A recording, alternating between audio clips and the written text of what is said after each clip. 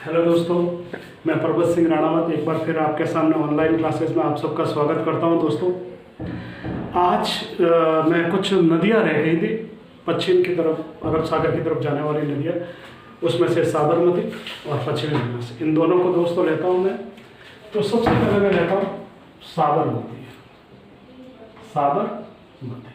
Okay दोस्तों, देखना दोस्तों, ये 5 जलधाराओं के रूप में निकलती है। कितनी जलधाराओं के रूप में? 5 जलधाराओं के रूप में मिलती है। और कोटड़ा जो तहसील है उदयपुर, वहां पर इसका नाम हो जाता दोस्तों साबरमती। और कोटड़ा में भी पर्टिकुलर जो जगह है दोस्तों वह है झाड़ोल।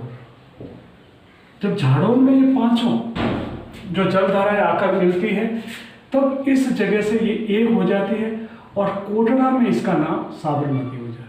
इसकी जो 3 जलधाराएं हैं वो आपके जसवंतगढ़ की पहाड़ियाँ उदयपुर से आती है, जसवंतगढ़ की पहाड़ियाँ उदयपुर, और ये इधर का भाग है जो गोगुंदा की पहाड़ियाँ। ओके दोस्तों, यहाँ से निकलने के बाद ये उदयपुर में चलती है दोस्तों। उदयपुर में जब ये चलती है तो देखना, मैं आपको बता देता हूँ वैसे इसकी जो कुल लंबाई है, वह है 416 किलोमीटर। ये राजस्थान में ये 45 किलोमीटर चलती है और गुजरात में ये 371 किलोमीटर चलती है दोस्तों। मैं पहले वैसे इसका विस्तृत बता देता हूँ कि यहाँ उद्गम से निकलने के बाद उदयपुर से निकलती है। उदयपुर में बाद में फिर ये थोड़ी देर के लिए डूंगरपुर में प्रवेश करती है। डूंगरपुर के बाद में ये गुजरात में प्रवेश करती है। यहाँ से किस में प्रवेश करती है? गुजरात में प्रवेश करती है। और गुजरात का जो जिला है वह है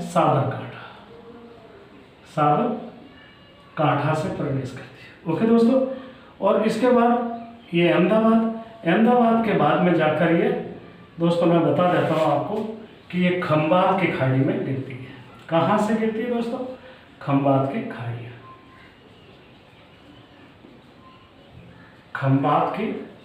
खाड़ी में गिरती है। ओके दोस्तों, तो यहाँ से लगाकर और यहाँ तक इसकी जो कुल लंबाई है वह 416 किलोमीटर। ओके दोस्तों, फिर इसमें जो देखना, इसमें जो बाईं तरफ से एक नदी आ रही है उदयपुर से। कहाँ से आ रही है? गोगुंदा की पहाड़ियों से आ रही है। कौन सी नदी आ रही है? मैं आपको बता देता हूँ, वाकल नदी जो गोगुंदा के पहाड़ियों से आ रही है। कहाँ से आ रही है? गोगुंदा की पहाड़ियों से आ रही है। और गोगुंदा उदयपुर के अंदर ही इसमें एक नदी मिल जाती है दोस्तों, वह है मानसी नदी। कौन सी नदी दोस्तों? मानसी नदी। ये भी गोगुंदा की पहाड़ियों से ही आती है। मैं आपको वाकल और मानसी की थोड़ी बात बता देता हूँ। वाकल और मानसी, ओके, कहाँ से निकलती है? गोगुंदा की पहाड़ियों से, गोगुंदा की पहाड़ियों से। ओके दोस्तों, ये महत्वपूर्ण है, इसको बीच में बताना इसलिए जरूरी है, इसकी सहायक नदी भी है इसलिए इसको बताना भी जरूरी है। देखना दोस्तों, उदयपुर में राजस्थान में सबसे पहले इन 2 नदियों को नदी जोड़ो परियोजना के तहत जोड़ा गया। नदी जोड़ो परियोजना के तहत इन दोनों को जोड़ा गया। और जोड़ने का काम किसने किया? Hindustan zinc limited. और ये पहली परियोजना थी। और इसको किसके लिए बनाया गया था दोस्तों? उदयपुर के लिए पेयजल के लिए। और ये राजस्थान की पहली थी। अगर आपको भारत की पहली पूछे तो केन बेतवा जो मध्य प्रदेश के अंदर है वो नदी जोड़ो परियोजना के तहत पहले। लेकिन राजस्थान की जो सबसे पहली थी दोस्तों वाकल और मानसी, और वाकल की परियोजना और वाकल इसकी सहायक नदी दोस्तों। एक दोस्तों उदयपुर में इसके अंदर एक नदी और मिल जाती है जिसका नाम है पार हुई। दोस्तों याद रखना, वाकल और मानसी साबरमती की सहायक नदियाँ और इनसे जुड़ा गया। एक इसी नदियों से देखना आप, इसकी जो साबरमती नदी वाकल नदी है, वाकल नदी से ही एक देवास परियोजना और प्रारंभ की गई है। कौन सी? देवास परियोजना। देवास परियोजना, ठीक है। इस देवास परियोजना से भी उदयपुर के अंदर पानी पहुंचाने का काम चल रहा है, लेकिन जो मुख्य रूप से आप इसको याद रखना, वाकल मानसी परियोजना जो है यहाँ से है दोस्तों। किसके कहाँ से है ये अपने इससे है, ओके।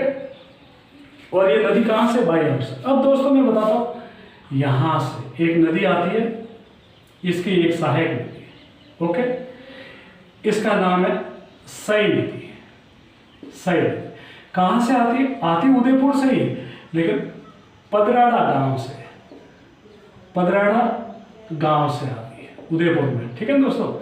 अब इस शाही डैम पर, इस शाही नदी पर एक बांध बनाया गया है और इसका नाम क्या है? सई बांध। सई बांध। इस बांध को 1971 से लगाकर 77 के बीच में बनके ये तैयार हो गया। अब दोस्तों इसके ये बांध बना हुआ कहाँ पर है? सई बांध उदयपुर। अब दोस्तों 1977 में इससे एक 7 किलोमीटर एक सुरंग बनाई गई है। 7 किलोमीटर एक सुरंग बनाई गई और इस सुरंग से पानी निकालकर यहाँ पर पाली जिले में जवाई बांध, जवाई बांध, ओके दोस्तों। ये जवाई बांध और किस जिले में है? पाली जिले में। इसमें इसको भरा जा रहा है और इस जवाई बांध को मारवाड़ का अमृत सरोवर कहा जाता है। मारवाड़ का अमृत सरोवर कहा जाता है, ओके। और पश्चिमी राजस्थान में पेयजल की दृष्टि से सबसे बड़ा बांध है, ओके। फिर आप ध्यान रखना, इसमें उदयपुर से 2-3 नदियां और मिलती है, जिसमें एक हाकमती, एक मेसवा और एक माजमा।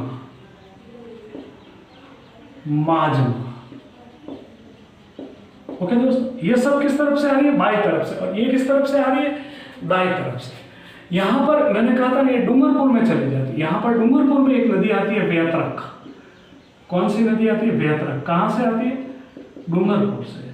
और ये भी इसमें मिल जाती है, ये ध्यान रखना, वेतरक। और ये जबकि सब कहाँ से आ रही है? उदयपुर से, ओके। उदयपुर से वाकल आ रही है, देवास आ रही है, पाली आ रही है, मानसी आ रही है, मानसी वाकल परियोजना ये इससे आ रही है। फिर ये प्रवेश कहाँ कर रही है? गुजरात में साबरकांठा में ये प्रवेश कर रही है, ओके दोस्तों। और यहाँ पर इस पर एक डैम बना हुआ साबरकांठा, और अपने साबरकांठा के अंदर ही इस पर एक डैम बना हुआ धोराई बांध। धोराई बांध बना हुआ गुजरात में दोस्तों यहाँ। अब इसके आगे जब ये जाती है तब इसके किनारे पर अहमदाबाद शहर इसके किनारे पर है। इसके किनारे पर अपने गांधीनगर है, याद रखना। कौन सा है? गांधीनगर। और गांधी का आश्रम भी इसके किनारे पर। कौन सा है? गांधी आश्रम या गांधी का आश्रम। मैं गांधी का आश्रम नहीं लिखूंगा, गांधी आश्रम जो 1915 में बना था दोस्तों। और गांधी अपनी पूरी राजनीतिक क्रिया जो यहीं से चलाते थे। और दोस्तों देखना, जब ये अहमदाबाद और गांधीनगर से निकलती है तो ये गुजरात की सबसे ज़्यादा प्रदूषित नदी है। गुजरात की सबसे ज़्यादा प्रदूषित है और भारत की गंगा के बाद में दूसरी प्रदूषित है। अगर आपको पूछे गुजरात की सबसे ज़्यादा प्रदूषित कौन सी नदी है? ये। लेकिन दोस्तों एक बात बता दो, इस साबरमती नदी को गुजरात की गंगा भी कहा जाता है और दूसरा गांधी की गंगा भी कहा जाता है। गांधी की गंगा भी कहा जाता है दोस्तों, ये ध्यान रखना। और इसके बाद में ये कहाँ गिरती है दोस्तों? खंबात के खाड़ी। एक चीज और में आप ध्यान रखना कि ये जो नदी है इसका उद्गम स्थल राजस्थान है और खंबात की खाड़ी में गिरती है। दोस्तों याद करो, मैंने माही नदी पढ़ाते समय कहा था कि माही एक ऐसी नदी जिसका उद्गम स्थल राजस्थान नहीं है। जो है वो विंध्याचल धार और मेहत के पर्वत से, मेहत झील से निकलती है और उसके बाद इसका उद्गम, माही का उद्गम स्थल MP और फिर वो खंबात की खाड़ी में गिरती है। और ये दोस्तों ये जो है इसका उद्गम स्थल भी राजस्थान है और ये खंभात की गाड़ी में गिरती है दोस्तों। ये वाला जो 5 जलधाराओं के रूप में निकलती है, तो इस ये RS प्रीलिम्स में पूछा गया दोस्तों। ओके दोस्तों, ये ध्यान रखना। साबरमती नाम कहाँ से हो जाता है? कोटड़ा दोस्तों। ओके, अगर ओरिजिनल उद्गम पूछे तो इसका झाड़ोल से होता है। फिर इसके अंदर गिरने वाली वाकल नदी, वाकल और मानसी नदी दोस्तों, जो गोगुंदा की, वाकल जो है गोगुंदा की पहाड़ियों से निकलती है, मानसी और पारवी इसकी सहायक नदी है। इसमें से देवास एक जो है नदी है, उससे भी परियोजना कर उदयपुर के लिए पेयजल। और राजस्थान में सबसे पहले किसी नदियों को जोड़ा गया था तो वाकल और मानसी है, साबरमती की सहायक है। हिंदुस्तान जिंक लिमिटेड ने इस कार्य को किया था और उदयपुर के लिए पेयजल का काम करती है। फिर उदयपुर से हथमती, मेसवा और माजवा। फिर सही नदी है दोस्तों, जो कहाँ से आ रही है? पदराड़ा, उदयपुर से आ रही है। पदराड़ा कहाँ पर है? उदयपुर में है। और यहाँ से आ रही है साई पर, एक साई बांध बना हुआ, और ये साई बांध भी कहाँ पर है? उदयपुर में ही दोस्तों। ओके, और इससे एक सुरंग निकाली गई जो जवाई बांध पाली में है, और पेयजल की दृष्टि से पश्चिमी राजस्थान का सबसे बड़ा बांध है, इसलिए मारवाड़ का अमृत सरोवर कहा जाता है। इसके बाद ये गुजरात में प्रवेश करती है। गुजरात में किस जिले से प्रवेश करती है? साबरकांठा से दोस्तों। ओके, ध्यान रखना। वेत्रक है जो डूंगरपुर से आकर इसमें मिलती है। गुजरात में इस पर एक दोराई बांध बना हुआ। अहमदाबाद, गांधीनगर, ये इस नदी के किनारे। तो दोस्तों ये थी साबरमती नदी। इसके साथ ही दोस्तों मैं आपको एक नदी और पढ़ा देता हूँ इसमें, वो है आपकी पश्चिमी बनास दोस्तों। ओके, एक तो बनास थी जो अपने कमनौर की पहाड़ियों से निकलती है दोस्तों, और ये थी आपकी पश्चिमी बनास दोस्तों। बहुत अच्छे है, आप इस पर ध्यान रखना, अच्छे प्रश्न बनते हैं। पश्चिमी बनास। ओके दोस्तों, मैं यहाँ से निकालता हूँ, ये पश्चिमी बनास। ओके, कहाँ से निकलती है? ये यहाँ से नया सानवाड़ा सिरोही से निकलती है। कहाँ से निकलती है? सिरोही। और इसके यहाँ पर, इसके बिल्कुल पास में एक ये जो है, ये पश्चिमी बनास है, तो यहाँ पर बनास बांध भी बना हुआ। इसके ऊपर सिरोही में बनास बांध। इसके बाद ये स्वरूपगंज इसके किनारे पर, पिंडवाड़ा, फिर ये स्वरूपगंज में इसके ऊपर एक स्वरूपगंज बांध भी बनाए गए थे, जिसे स्वरूपगंज परियोजना भी कहते हैं दोस्तों। ओके, परियोजना भी कहते हैं। फिर इसके किनारे पर आपका पर्यटन स्थल माउंट आबू या आबू रोड इसके पास में है। आबू रोड इसके शहर के किनारे पे दोस्तों। ओके, तो कहाँ से निकल रही है? नया सानवाड़ा यहाँ से निकल रही है। यहाँ से निकलने के बाद दोस्तों ये गुजरात में प्रवेश करती है। कहाँ प्रवेश करती है? गुजरात में प्रवेश करती है। गुजरात में कहाँ से? ये बनासकांठा से, बनासकांठा में जो जिले में प्रवेश करती है। ओके दोस्तों, फिर देखना आप पश्चिमी बनास इसके किनारे गुजरात में प्रवेश करती है, तब यहाँ पर इसके किनारे पर एक शहर स्थित है, दौसा। गुजरात का कौन सा? दौसा इसके किनारे पर स्थित है, अपने पश्चिमी बनास के। ओके दोस्तों, इसका पूरा ध्यान रखना आप कि गुजरात का जो दौसा है इसके किनारे पर है। अब देखना, सिरोही से एक नदी आती है रेवदर तहसील से। कौन से आती है? रेवदर तहसील से। और इसका नाम है सीपू, कहीं कहीं पर आपको सीलू भी मिलता है, और इसका वास्तविक नाम सूकली है। क्या है? सूकली। और कहाँ से आती है? ये देखना आप, रेवदर तहसील सिरोही से आती है। ओके, रेवदर तहसील सिरोही से आती है। और यहाँ पर इसके एक बांध बना हुआ सेलवाड़ा, इसीलिए इसको क्या कहते हैं?